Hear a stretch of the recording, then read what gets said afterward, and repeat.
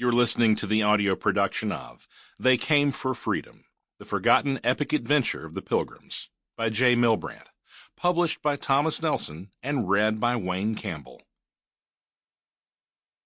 For Lily Ami.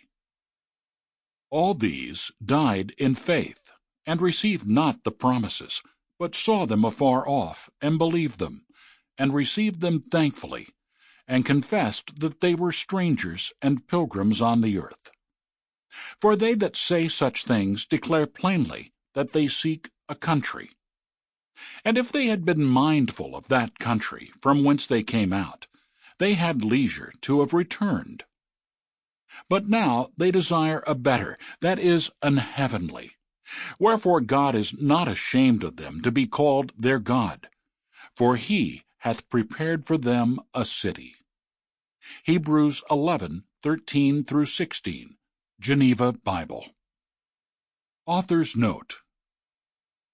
For as many times as we have heard the Pilgrim's story, it remains complex, more than I had imagined when I started. As with most history-makers, the men and women who set out on the Mayflower voyage had little sense of the monumental, culture-shaping event they had undertaken. For as many people as this story involves, we have relatively few sources of detail. When a group is gripped in a life-or-death struggle for survival, chronicling daily matters is not necessarily one's primary quest. Thankfully, however, we had two men with the foresight to leave parts of the story for generations to come.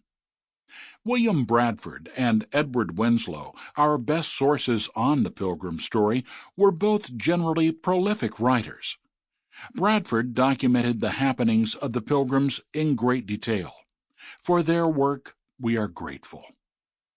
Such sources, however, can be biased.